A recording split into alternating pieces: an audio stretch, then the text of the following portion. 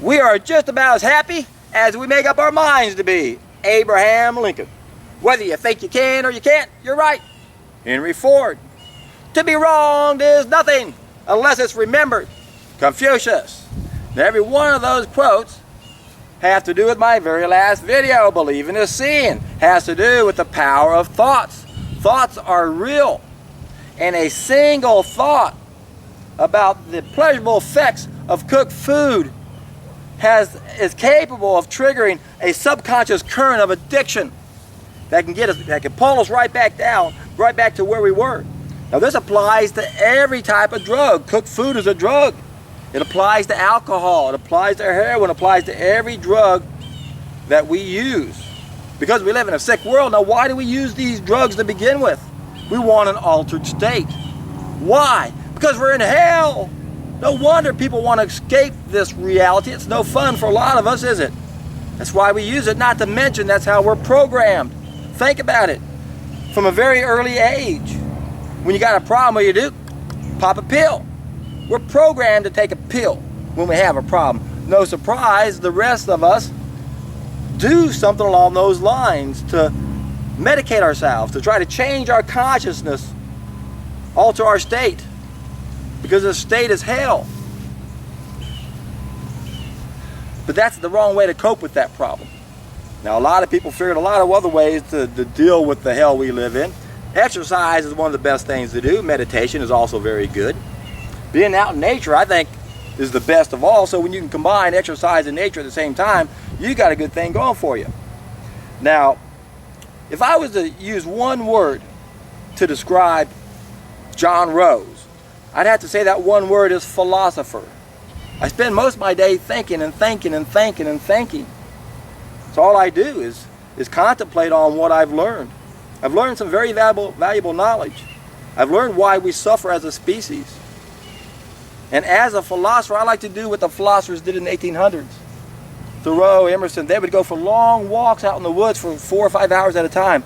And I meant to say this the other day when I did a video about some guy saying, "Oh, John, it must be nice to be out in nature all the time." Well, I'm working. This is my job. When you see me out in nature, I'm working. Now, a lot of people, if you have a lot of physical energy, and you look at someone like me, you're going, "God, what a lazy bum over there. He's not doing anything." Well, when you think I'm not doing anything, that's when I'm working the hardest. With my brain, I work smart. You work hard. I work smart. I use my brain. And it sure does work better when you're out in nature, doesn't it? Again, that's what the philosophers found. They'd go for long, long walks out into the woods. So I do that twice a day at least.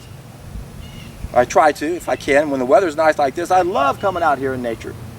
So I can think about these type of things. My mind works so much better even the slower I go. That's why many times on my bike I go real slow to try to simulate what it's like to be on a walk. Now, why do I do that? Because I understand the power of thoughts. I understand how we shoot ourselves in the foot all the time when we say we can't do things. And we don't realize really how easy it is. And for most of us, life is just an illusion. We don't know what we're missing. When we discover it ourselves, we get real excited about it, but it's hard to share a revelation with someone. It's something that's personal. They have to experience it themselves. So there's a lot to be said about how most people try to cope on this planet.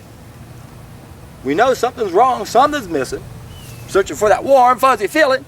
That's why we usually turn to the wrong food, our drugs, our sex, our money, our relationships, trying to find something that will fill that void. Money, whatever it is. We know something's not right. Well, what's missing are the biophotons in the nucleus of our cells. What we're missing is our sixth sense, our spidey sense, the thing that makes us feel one with everything. It's why we struggle so much as a species. We've got garbage inside of us, we've got filth all over the place, and then we're just not connected. We're not communicating to things like we should. So again, one reason why I love to come out in nature is I feel so connected to trees. I don't really feel that connection as well as I'd like with people because their biophoton levels are too low. But they are my species. I have more compassion for my own kind than anything else because I know if we can get our act together, we could turn this place into paradise. It may take a while. It's going to take a while to get to the tipping point. That's the hardest part. And that's, of course, what we're trying to do right now. So I want to thank all of my subscribers and all the trim tabs that are coming to my videos, diligently hearing the same message over and over, trying to appeal to different people in different ways, but sharing your experience, helping answer everyone's questions. I don't have time to even read everything I get every day. I am so bombarded on every front. I haven't even looked at anything on my Facebook page in so long. I'm not ignoring anybody. I just have so much on my plate. I can't read my emails. I can't even listen to all my phone messages. And I'm sure not complaining. But I really do appreciate the ones out there helping others know what to do while they're on this. Because I know I've gone over almost everything once in some video, and I haven't arranged it well enough perhaps so that you can find that.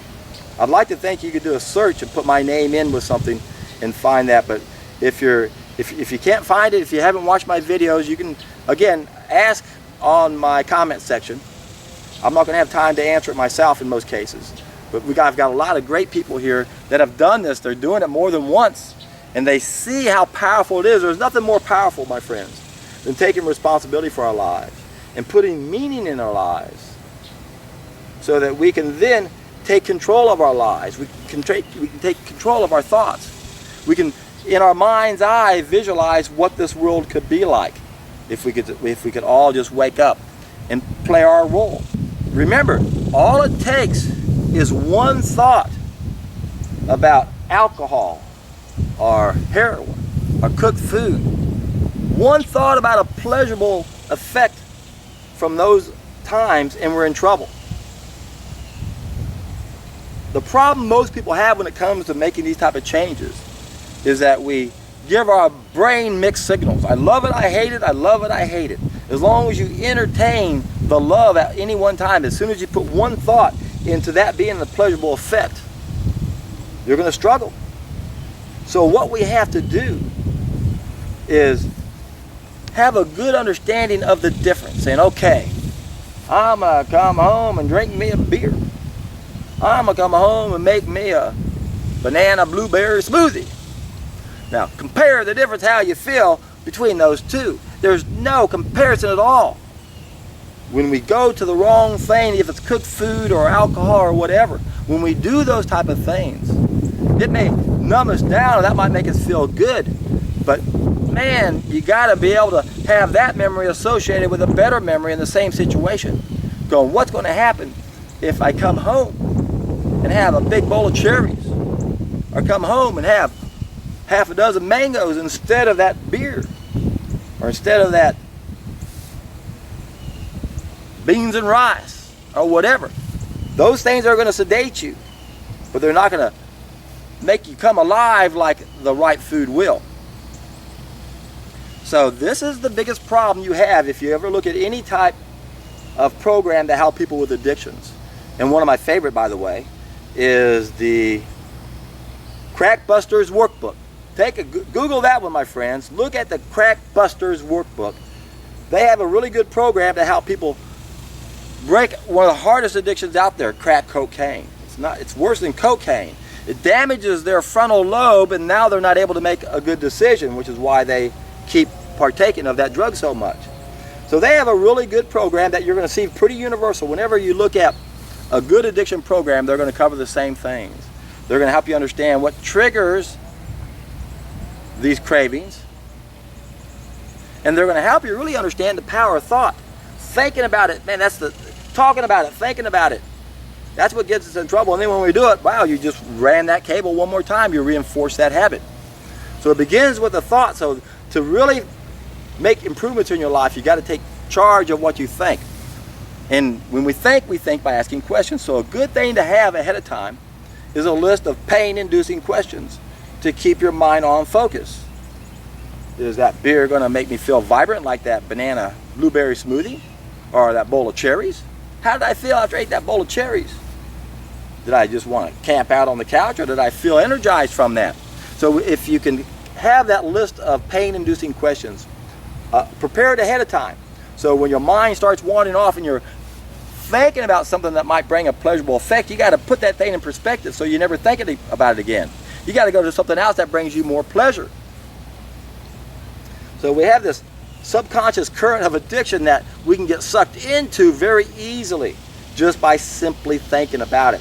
So we got to take control over our thoughts.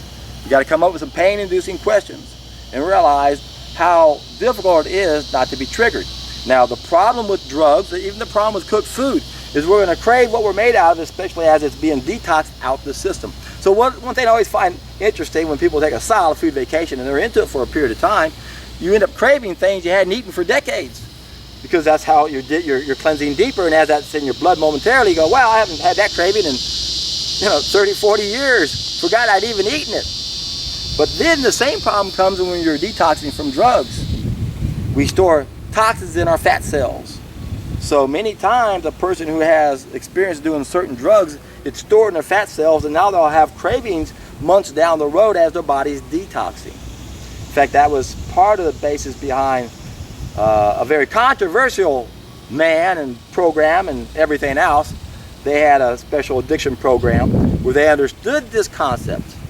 Can't flaw them for that. There may be some other flaws and everything else they're doing, but they understood that we have detox symptoms and cravings because we store those things, and as it gets back into the blood, we crave them.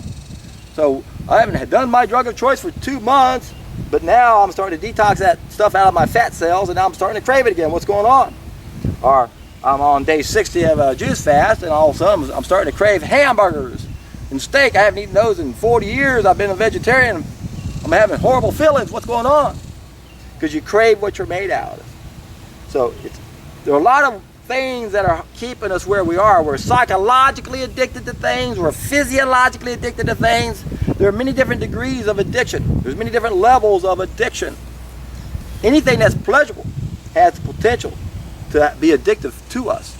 And what's interesting is that drugs do not contain highs. They release highs that are already inside your brain. We're addicted to life. It's how our brains are wired. That's why it's so important we make good choices, because if we don't make good choices, someone else is going to make them for us. And fortunately, that's how we start our journey, isn't it? We don't get to choose what we get to eat. We're pretty much forced to eat what our parents have been eating and what they think we should eat. And that's the mess we're in right now. So we've got to realize our parents lied to us. They didn't mean to. And if you're the parent, you tell your child, I'm sorry I lied to you. I didn't know any better. I wasn't lying to you. But it was a lie. It was wrong. I know better now. I want to help you understand how to overcome that drug you're under right now, because that's what it is. You're under a hunger spell. Shouldn't feel any morbid sensation down the belly. It should be water in the throat. It should be pleasant. If you experience this down here, you're under the spell. You're under the hunger spell from unnatural food. So when you look at the negative side of addiction, where is it? It's the painful side, that withdrawal symptom that all those alcoholics go through. You see the alcoholics, or all the drug addicts go through. The alcoholics are shaking. You see the cookies out there going, oh, I'm hungry, I'm hungry, I'm gonna die, I'm gonna die, I'm hungry. Where's my protein? Can't utilize my fat. Where's my protein? God, if there's ever one myth that needs to be busted, that's the one. In fact, I can remember when I first got into this many decades ago, every book I ever read always had a chapter on the protein myth. Amazing how the masses don't understand that, because they're always being bombarded day in, day out. So, not easy to break away from the herd, is it? But we are herd animals. That's what gets us in trouble. Talked to this guy last night. It didn't take me long to realize he was in the third wave of heroes. That's kind of what you want to do, is as quick as you can size that person up. Are they going to go with this or not? But he made a comment saying, oh, I love eating too much. I said, well, that's how we all are, isn't it? It's, as Tolstoy said, everything we do once we get past a certain age centers around eating. It's all eating, eating, eating, eating, eating. That's why he said the first step is to take back self-control over gluttony, because we're eating the wrong foods. Now, I'm all over the place in this video, and it mainly deals with our thoughts and addictions, understanding that it only takes one thought of a pleasurable effect to get us in trouble. So we've got to learn to control our thoughts, We got to see them as they happen and try to diffuse them the best way we can. And the best way we can do that is to, well, let's compare the two. Sure, I remember what it's like to come home after playing tennis for 4 or 5 hours and drinking a beer and saying, boy, that's really relaxed now. But you know, compare that to coming home and having a bunch of mangoes or a bowl of cherries or banana blueberry smoothie. I'm telling you, there's no comparison. No comparison whatsoever. So, what's the main theme here? What's the main message that I want to leave you guys with?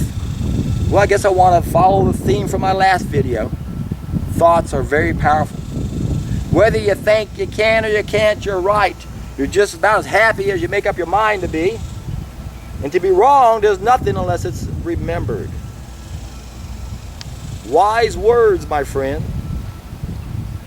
Keep that in mind. Try not to shoot yourself in your foot. And what you're going to find, if you're anything like myself, is you're going to keep doing it every now and then. But once you're aware of it, you realize it when it's happening. And when you can do that, woohoo, you're in for a treat.